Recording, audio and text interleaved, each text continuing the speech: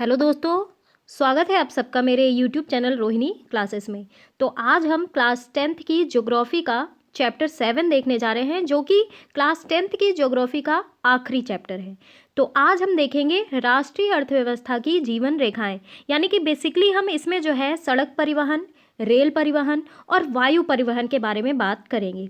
जैसा कि आप सभी जानते हैं कि हमारी अर्थव्यवस्था में रेलवे हो या फिर सड़क हो या फिर वायु मार्ग हो, ये सभी हमारे इकोनॉमिक्स को आगे बढ़ाने में प्रयासरत होते हैं। अब आप देख लीजिए कि हम अपने प्रतिदिन के जीवन में चाहे कोई सामान लाना हो या फिर हमें आवागमन करना हो, तो हमें किसकी आवश्यकता होती है? हमें परिवहन की आवश्यकता होती है। तो परिवहन का जो है अर्थव्यवस्था में ही उतना ही महत्वपूर्ण स्थान है। तो आज हम बेसिकली बात करेंगे सड़क परिवहन, रेल परिवहन और वायु परिवहन के बारे में। तो चलिए बिना किसी देरी के स्टार्ट करते हैं। अब आप देखिए कि हम अपने प्रतिदिन जीवन में विभिन्न सामग्रियां हो गई या फिर सेवाएं हो गई, उनका प्रयोग करते हैं। तो इनमें से ना कुछ हमारे आसपास उपलब्ध होती हैं, जबकि कुछ हम जैसे मार्केट से लाते हैं या फिर अन्य जगहों से लाते हैं। तो हमें जो है बेसिकली मैं ये बात करूँगी कि हमें कई चीज़ों की ज़रूरत होती है जिसे हम दूसरे स्थानों से लाते हैं। तो वस्तुएं हो गई या फिर सेवाएं हो गई, मांग स्थल से आपूर्ति स्थल पर अपने आप नहीं। आप सोच लो कि आज हमें जैसे मटर की सब्जी खानी है, गोभी की सब्जी खानी है। अब आपको उसे लेने के लिए आपूर्ति स्थल पे जाना होगा, यानी कि मार्केट में जाना होगा। इसलिए मांग स्थल से आपूर्ति स्थल पर अपने आप चीज़ें नहीं पहुंच पाती। तो ये वस्तुएं और सेवाएं जो होती है ना, इनकी आपूर्ति जो है स्थानों से मांग स्थानों तक ले जाने हेतु किसकी आवश्यकता होती है? परिवहन की आवश्यकता होती है। अब देखिए, कुछ व्यक्ति इसको आप जो है उपलब्ध करवाने में संलग्न है। जो व्यक्ति जो है उत्पाद को परिवहन द्वारा उपभोक्ताओं, यानी कि हमारे पास हम लोग उपभोक्ता हैं, हम लोग चीज़ों का प्रयोग करते हैं, यानी कि हम जो है उपभोक्ता हैं। तो जो व्यक्ति जो है उत्पाद को परिवहन के माध्यम से उपभोक्ता तक पहुँचाते हैं, उसे कहा जाता है व्यापारी। क्या कहा जाता है? व्यापारी। अब देखिए, एक देश की विकास की जो गति है ना, वो डिपेंड करती है वस्तुओं और सेवाओं के उत्पादन के साथ साथ, आप देख लो, एक स्थान से दूसरे स्थान तक मूवमेंट की सुविधा। अब जितनी हमारे देश में मान लीजिए और अगले देश के कंपैरिजन में परिवहन की सुविधाएं जितनी ज़्यादा बेहतर होंगी, वहाँ की इकोनॉमी जो है उतनी ज़्यादा बेटर होगी। ये आपको समझना होगा। और इसलिए ना सक्षम परिवहन के साधन जो है तीव्र विकास के लिए पूर्व अपेक्षित है। अब देखिए, वस्तुएं और सेवाएं लाना और ले जाना, ये पृथ्वी के 3 महत्वपूर्ण क्षेत्रों पर किया जाता है। आप सभी को जैसा मैंने बताया कि जल मार्ग, थल मार्ग और वायु मार्ग। ठीक है, स्थल, जल और वायु। और इन्हीं के आधार पर परिवहन को स्थल, जल व वायु परिवहन में वर्गीकृत किया जाता है, जो कि मैंने आपको बताया। और आज हम इसे डिटेल वे में स्टडी करेंगे। अब देखिए, अब हम परिवहन के साधन जो है इनका वर्गीकरण किए हैं, स्थल मार्ग, जल मार्ग और वायु मार्ग। अब देखिए, स्थल में क्या क्या आता है? स्थल में आता है सड़क परिवहन, रेल परिवहन और पाइपलाइन, जिसके माध्यम से जो है तेल का आवागमन होता है। ठीक है, आप जो पेट्रोल का प्रयोग करते हैं तो ये किसके द्वारा आता है? ये पाइपलाइन के माध्यम से ही तो आता है। और जल मार्ग के बारे में अगर मैं बात करूँ तो आंतरिक जल परिवहन और समुद्री परिवहन। वायु के बारे में अगर मैं बात करूँ तो घरेलू विमान सेवा और अंतर्राष्ट्रीय विमान सेवा। और घरेलू विमान सेवा में जो है सार्वजनिक प्राधिकरण और निजी विमान सेवा जो है वो इसके अंतर्गत आता है। तो आपको ये वर्गीकरण जो है बेसिकली ध्यान में रहना चाहिए कि स्थल मार्ग में क्या क्या आते हैं, जल मार्ग में क्या क्या आते हैं और वायु मार्ग में क्या क्या आते हैं। आगे बढ़ते हैं। अब देखिए, बहुत समय तक ना क्या था, अब देखिए आज तो इतनी ज़्यादा टेक्नोलॉजी डेवलप हो गई है।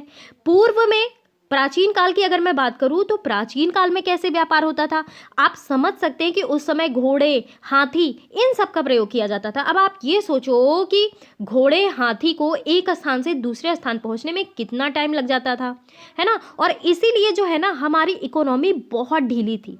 और अब देखिए, वायु का जो है वायु सेना का भी जो है विकास हो गया है। ठीक है, एरोप्लेन के माध्यम से आवागमन होता है, रेलवेज हो गए। ठीक है, सड़क परिवहन में जो है बसेस वगैरह जो चलती हैं। ठीक है, तो बहुत समय तक ना व्यापार और परिवहन की सुविधा जो है सीमित क्षेत्र तक ही किया जाता था। अब मैं साइंस एंड टेक्नोलॉजी के क्षेत्र में अगर मैं बात करूँ तो विकास के साथ साथ व्यापार और परिवहन के प्रभाव क्षेत्र भी जो है वो इनमें वृद्धि हुई है। अब अगर आप ये सोचो ना कि अब प्राचीन काल और एट द प्रेजेंट टाइम अगर आप कंपैरेटिव स्टडी करते हो ना तो आपको चीज़ें जो है बहुत अच्छी तरीके से समझ में आती हैं। अब देखिए प्राचीन काल में जो है इतना विकास नहीं हुआ था परिवहन का। आज देखिए साइंस एंड टेक्नोलॉजी इतनी ज़्यादा विकसित हो गई है कि देखिए आँख आप बंद करोगे और चीज़ें आपके पास आ जाती हैं। ठीक है, तो टेक्नोलॉजी बहुत ज़्यादा बढ़ चुकी है और सक्षम और तीव्र गति वाले परिवहन जो है आज संसार एक बड़े गाँव में परिवर्तित हो गया है। परिवहन का ये जो विकास है ना वो संचार साधनों के विकास की सहायता से ही संभव हो सका है। अब इसीलिए परिवहन जो है ना वो संचार और व्यापार एक दूसरे के पूरक है, यानी कि कम्युनिकेशन। ठीक है, हमने जो है कम्युनिकेशन का व्यापार में बहुत ज़्यादा इंपॉर्टेंट रोल है। अब आप देखिए आपको व्यापार करना है। अब ये देखिए कि लॉकडाउन का टाइम अभी चल रहा था। ठीक है, तो लॉकडाउन के समय में भी व्यापार हुआ, ऐसा नहीं है कि पूरी चीज़ें ठप हो गई थी। ठीक है, तो संचार यानी कि कम्युनिकेट किया हमने और कम्युनिकेशन के माध्यम से हमने जो है व्यापार किया, यानी कि संचार और व्यापार ये जो दोनों जो है एक दूसरे के इक्विवेलेंट है, यानी कि एक दूसरे के पूरक हैं। अब देखिए आज भारत जो है अपने विशाल आकार विविधताओं, आप सभी को पता है कि सर्वाधिक जनसंख्या चीन के बाद हमारे भारत की ही है। हमारा भारत विशाल आकार का है, विभिन्न प्रकार की संस्कृतियां हो गई, भाषा हो गई, सामाजिक बहुलताएं, सारी चीज़ें पाई जाती हैं। सुचारू रूप से ये एक दूसरे से जुड़े हुए हैं। ठीक है, तो रेल, वायु और जल परिवहन जो है समाचार पत्र, रेडियो, दूरदर्शन, सिनेमा, इंटरनेट, इनके जो है सामाजिक आर्थिक विकास में अनेक प्रकार की सहायक है। ठीक है, ये सारी चीज़ें जो है इसकी सहायक भूमिका निभाती हैं। अब देखिए चाहे मैं थल की बात करूं और चाहे मैं अंतर्राष्ट्रीय यानी कि हमारे भारत और अंतर्राष्ट्रीय स्तरीय व्यापार ने जो है अर्थव्यवस्था को जीवन शक्ति दी है। ठीक है, और इसने ना हमारे जीवन को समृद्ध किया है और क्या बनाया है, आरामदायक। अब आज देखिए फ्रिज है, वॉशिंग मशीन है, एसी है, इसने जीवन को कितना ज़्यादा आरामदायक बनाया है आप इमेजिन कर सकते हैं। तो इसके साधनों में जो है बढ़ोतरी हुई है और हमारे जीवन को इसने जो है आरामदायक बनाया है। अब इस अध्याय में आप जो है ये देखेंगे कि किस प्रकार जो है ये आधुनिक संचार और परिवहन के साधन हमारे देश और इसकी आधुनिक अर्थव्यवस्था को संचालित करते हैं। यानी कि हम ये कह सकते हैं कि चाहे जो है सघन हो या सक्षम हो, ठीक है, हर जगह जो है परिवहन का जाल बिखरा हुआ है। ठीक है, और इस परिवहन के जाल बिखरे हुए होने से व्यापारिक दृष्टि से भी ये इम्पोर्टेंट हो जाता है। तो संचार के साधन आज जो है विश्व, राष्ट्र और स्थानीय व्यापार हेतु पूर्व अपेक्षित है, यानी कि व्यापार जो है संचार के माध्यम से विश्व में भी हो रहा है, राष्ट्र में भी हो रहा है और स्थानीय बाजार में भी व्यापार हो रहा है। तो ये आपको समझना होगा। अब बात आई है परिवहन की, तो सबसे पहले हम स्टार्ट करेंगे स्थल परिवहन, यानी कि हम जो है सड़क मार्ग के बारे में बात करेंगे। भारत जो है, आप भारत के रेफरेंस में देखिए कि भारत जो है विश्व के सर्वाधिक सड़क जाल वाले देशों में से एक है। अब आप ये देखो कि सड़क का जाल जो है वो 56 लाख किलोमीटर है, ये आपको ध्यान रखना है। और भारत में ना सड़क परिवहन रेल परिवहन से पहले प्रारंभ हुआ। क्या बोला मैंने, भारत में सड़क परिवहन जो है रेल परिवहन से पहले प्रारंभ हुआ। तो निर्माण और व्यवस्था में ना सड़क परिवहन जो है रेल परिवहन की अपेक्षा अधिक सुविधाजनक है। अब रेल परिवहन की अपेक्षा सड़क परिवहन की बढ़ती महत्ता जो है निम्न कारणों से है। कारण देखिए कि किस प्रकार जो है सड़क परिवहन रेल परिवहन से ज़्यादा इम्पोर्टेंट है। अब देखिए रेलवे लाइन की अपेक्षा सड़कों का निर्माण बहुत कम है। आप अगर रेलवे लाइन का निर्माण करते हैं और जो है सड़क का निर्माण करते हैं तो रेलवे लाइन के निर्माण की लागत जो है बहुत ज़्यादा होती है, ये आपको समझना होगा। दूसरा रीज़न ये है कि अगर उबड़ खाबड़ रास्ता है, भाई ट्रेन चलने के लिए तो हमें सपाट रास्ता चाहिए, तो उबड़ खाबड़ रास्ते में ना ये सड़कें ही बनाई जाती हैं, वहाँ ज़्यादा जो है कंफर्टेबल रहता है। और अधिक ढाल, मान लीजिए हम जो है ढाल वाले क्षेत्र में जाएंगे तो वहाँ तो सड़क मार्ग ही चलेंगे ना, वहाँ ट्रेन कैसे चलेगी, ट्रेन तो बहुत लंबी होती है। तो अधिक ढाल प्रवणता और पहाड़ी क्षेत्रों में भी सड़कें निर्मित की जा सकती हैं। अपेक्षाकृत अगर मैं बात करूँ तो कम व्यक्ति होते हैं, कम दूरी और कम वस्तुओं के परिवहन में सड़क जो है इम्पॉर्टेंट है। अब देखिए ये घर घर सेवाएं उपलब्ध करवाता है। क्या ट्रेन घर घर सेवाएं उपलब्ध कराती हैं? नहीं कराती। सामान चढ़ाने को लेके जो है उतारने की लागत भी ट्रेन की अपेक्षा सड़क परिवहन में जो है कम होती है। एक और इम्पॉर्टेंट चीज, सड़क परिवहन जो है अन्य परिवहन साधनों के उपयोग में एक कड़ी जो है रूप से कार्य करता है। अब जैसे देखिए सड़कें जो है ना रेलवे स्टेशन, वायु और समुद्री पत्तनों को जोड़ती हैं। क्या करती हैं ये सड़कें? रेलवे स्टेशन, वायु और समुद्री पत्तनों को, सड़कों के ही माध्यम से तो आप रेलवे स्टेशन जाते हो, सड़कों के माध्यम से ही तो जो है आप एयरपोर्ट जाते हो या फिर बंदरगाह जाते हो। तो सड़क जो है बहुत अहम भूमिका निभाता है। ठीक है, तो भारत में सड़क की सक्षमता के आधार पर इन्हें 6 वर्गों में बांटा गया है। राष्ट्रीय राजमार्ग मानचित्र में अभी मैं आपको प्रदर्शित करूंगी। उसके पहले हम देख लेते हैं कौन कौन से जो है वो पार्ट इसमें। अब देखिए सबसे पहला पार्ट है इसका गोल्डन क्वाड्रिलेटरल सुपर हाईवेज, यानी कि स्वर्णिम चतुर्भुज महाराजमार्ग। ये जो है ना देखिए एग्जाम में कैसे पूछता है, एग्जाम में ये पूछ लेता है कि स्वर्णिम चतुर्भुज महाराजमार्ग जो है वो किसको किसको जोड़ता है। तो आपको ये ध्यान रखना होगा, भारत सरकार ने दिल्ली कोलकाता, चेन्नई मुंबई, दिल्ली को जोड़ने वाली 6 लेन वाली महाराजमार्गों की सड़क परियोजना प्रारंभ की है। और इस परियोजना के तहत ना 2 गलियारे प्रस्तावित हैं। पहला है जो है वो प्रस्तावित है उत्तर दक्षिण गलियारा, यानी कि श्रीनगर को जो कन्याकुमारी से जोड़ता है। दूसरा कौन सा हो गया? दूसरा ये हो गया पूर्व पश्चिम गलियारा, यानी कि जो सिलचर जो कि जो है असम में है और पोरबंदर गुजरात को जोड़ता है। तो ये आपको ध्यान रखना है, बहुत इंपॉर्टेंट पॉइंट बताया मैंने गाइस। तो महाराजमार्ग का प्रमुख उद्देश्य क्या है? ये उद्देश्य है इसका कि मेगा सिटीज, जो कि मेगा सिटीज है जैसे दिल्ली हो गए, मुंबई हो गए, चेन्नई हो गए, ठीक है, तो ये सारी सिटीज को जो है इनके मध्य दूरी और परिवहन के समय को न्यून करना, यानी कि कम करना। अब ये जो राजमार्ग परियोजना है भारत के राष्ट्रीय राजमार्ग प्राधिकरण यानी कि NHAI के अधिकार क्षेत्र में आता है। ये तो हो गई स्वर्णिम चतुर्भुज। दूसरा है नेशनल हाईवेज यानी कि राष्ट्रीय राजमार्ग। राष्ट्रीय राजमार्ग क्या है ये भी आप समझ लो, आपको इसमें डिफरेंशिएशन करना आना होगा। ठीक है, ये किसको किससे जोड़ती है, इसका लक्ष्य क्या है, ये आपको ध्यान रखना है, एग्जाम में यही चीजें हिट करती हैं।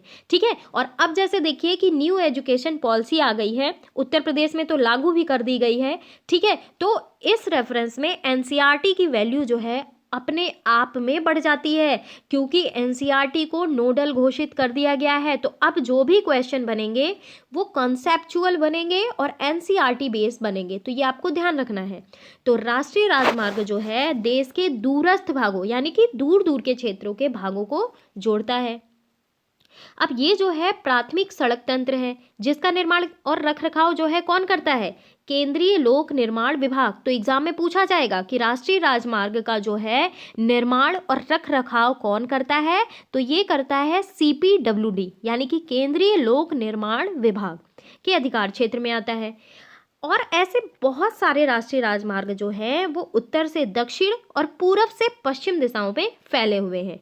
दिल्ली और अमृतसर के मध्य जो है ऐतिहासिक शेरशाह सूरी मार्ग, ध्यान रखेंगे किसके किसके मध्य? दिल्ली और अमृतसर के मध्य शेरशाह सूरी मार्ग राष्ट्रीय राजमार्ग संख्या 1 के नाम से जाना जाता है। तो एग्जाम में पूछा जाता है कि शेरशाह सूरी मार्ग कौन सा है? तो ये है राष्ट्रीय राजमार्ग संख्या 1 और ये कहाँ से कहाँ तक की है?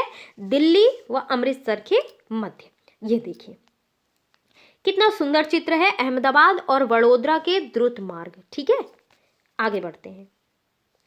अब बात करेंगे स्टेट हाईवेज। हमने नेशनल हाईवे देख लिया, अब हम बात करेंगे स्टेट हाईवेज की। स्टेट हाईवेज नाम से ही जैसे प्रदर्शित है कि ये राज्यों की राजधानियों को जिला मुख्यालयों से जोड़ने वाली सड़कों राष्ट्रीय राजमार्ग जो है ये कहलाती हैं। यानी कि ये जो है राज्यों की राजधानियों को जिला मुख्यालयों से जोड़ने का काम करती हैं। अब इन राज्यों और केंद्र शासित क्षेत्रों में इनकी व्यवस्था और निर्माण का दायित्व जो होता है ये होता है किसका? सार्वजनिक निर्माण विभाग यानी कि PWD का होता है। अब इससे भी छोटे मार्ग के बारे में अगर मैं बात करूं तो वो है जिला मार्ग। अब ये सड़कें जो हैं जिले के विभिन्न प्रशासनिक केंद्रों को जिला मुख्यालय से जोड़ती हैं और इन सड़कों की व्यवस्था का उत्तरदायित्व जो होता है वो जिला परिषद का होता है। अब देखिए, मैंने स्वर्णिम चतुर्भुज बताया, नेशनल हाईवे बताया, स्टेट हाईवे बताया, ठीक है, डिस्ट्रिक्ट हाईवे बताया। तो आपको ये भी देखना है कि इसका रख रखाव और निर्माण की व्यवस्था का दायित्व किसे मिला हुआ है, ये भी आपको ध्यान रखना है। सबसे लंबा राष्ट्रीय राजमार्ग कहाँ है, ठीक है, सबसे लंबा स्वर्णिम चतुर्भुज योजना का मार्ग कौन सा है, ये आपको ध्यान रखना है। शेरशाह सूरी मार्ग किसे कहते हैं, ये आपको ध्यान रखना है। आगे बढ़ते हैं। अब ये देखिए, ये जो येलो मार्क से लाइनें दिख रही हैं आपको, ये है स्वर्ण चतुर्भुज, ठीक है, मार्ग। और ये जो आपको रेड लाइन से उत्तर दक्षिण गलियारा दिख रहा है, तो ये जो रेड मार्ग से गई हुई हैं वो उत्तर दक्षिण गलियारा है। इतना तो मैं अपने स्टूडेंट से एक्सपेक्ट कर सकती हूँ कि ये जो है गलियारों को पहचानने में कारगर होंगे, ठीक है, इतना तो मैं आपसे एक्सपेक्ट कर सकती हूँ ना, ठीक है। तो आप ये देख लेना एक बार सरसरी निगाहों से। अच्छा, हमने और सड़क तो देख ली, अब अन्य सड़कें भी तो होंगी। अब इस वर्ग में जो है इसके अंतर्गत ऐसी सड़कें आती हैं जो क्या करती हैं, जो ग्रामीण क्षेत्रों और गांव के को जो है वो शहरों से जोड़ती हैं। यानी कि अब मैं बात कर रही हूँ प्रधानमंत्री ग्रामीण सड़क परियोजना। इसके तहत जो है क्या होता है, देखिए कि सड़कों के विकास को ना विशेष प्रोत्साहन मिला है। यानी कि ये जो योजना है इसके कुछ विशेष प्रावधान किए हैं, विशेष प्रोविज़न है, और जिसमें जो है देश के प्रत्येक गांव को प्रमुख पक्की सड़कों, यानी कि वे सड़कें जिन पर वर्ष भर वाहन चल सके, इनके द्वारा जो है जोड़ना प्रस्तावित है, जिसे कहा जाता है प्रधानमंत्री ग्रामीण सड़क परियोजना। बात करते हैं अब सीमांत सड़कों के बारे में। अब देखिए, हमने ऊपर की सड़कों के बारे में देख लिया, अब ऊपर की सड़कों के अतिरिक्त यानी कि भारत सरकार प्राधिकरण के अधीन सीमा सड़क संगठन है, जो कि क्या करती है, जो देश की सीमांत क्षेत्रों में सड़कों का निर्माण और उनकी देखरेख करता है। ये संगठन कब बनाया गया, ये बनाया गया 1960 में। अब इसका कार्य जो है वो उत्तर और उत्तर पूर्वी क्षेत्रों में सामरिक महत्व की सड़कों का विकास करना था। और इन सड़कों के विकास से जो है दुर्गम क्षेत्रों, यहाँ मतलब कहने का मतलब ये है कि जहाँ पहुँच पाना पहले पॉसिबल नहीं था, अब इन सड़कों के माध्यम से वहाँ पहुँच पाना पॉसिबल है। तो दुर्गम क्षेत्रों में जो है अभिगम्यता बढ़ी है, और ये जो है इन क्षेत्रों के आर्थिक विकास में भी सहायक सिद्ध हुई है। अब ये देखिए, यहाँ पे आपको सड़क दिख रही होंगी, तो ये जो है पहाड़ी रास्ते हैं। अब यहाँ पे तो सड़क का इम्पोर्टेंस और बढ़ जाता है, क्योंकि यहाँ आप रेलवे लाइन बना नहीं सकते हैं, तो यहाँ आप सड़क बना के व्यापार कर सकते हैं, और जो कि हमारे इकोनॉमिक्स में बहुत अहम भूमिका निभाता है। आगे बात करते हैं। अब देखिए, सड़क निर्माण में ना प्रयुक्त पदार्थ के आधार भी सड़कों को कच्ची व पक्की सड़कों में वर्गीकृत किया जाता है। पक्की सड़कें जो होती हैं उसमें क्या क्या प्रयोग होता है, ये भी आपको ध्यान रखना है। पक्की सड़कों में सीमेंट, कंक्रीट, तारकोल द्वारा निर्मित किया जाता है, यानी कि ये 12 मासी सड़कें हैं। और कच्ची सड़कें जो है वर्षा ऋतु में अनुपयोगी हो जाती हैं। आप सभी को पता ही है कि सड़कें जो है गड्ढों में परिवर्तित हो जाती हैं, जहाँ पे परिवहन हो नहीं सकता है, आवागमन हो नहीं सकता है। अब ये देखिए, उत्तर पूर्वी सीमा सड़क पर यातायात, हर जगह जो है बर्फबारी हुई है, फिर भी जो है सड़क के माध्यम से, सड़क परिवहन के माध्यम से यातायात हो रहा है। अच्छा, चलिए मैं यहीं समाप्त करती हूँ इस वीडियो को। अगले वीडियो में हम देखेंगे रेल परिवहन के बारे में, जो कि बहुत इंपॉर्टेंट है और एग्जाम पॉइंट ऑफ व्यू से भी बहुत इंपॉर्टेंट है। मैं आपको ये भी बताऊंगी कि रेलवे की स्टार्टिंग कब हुई, किसने स्टार्ट किया, और आज जो है हमारी इकोनॉमिक्स में यानी कि अर्थव्यवस्था में रेलवे का क्या भूमिका है, इसके बारे में हम अगले पार्ट में डिटेल वे में स्टडी करेंगे। तो चलिए, गुड बाय।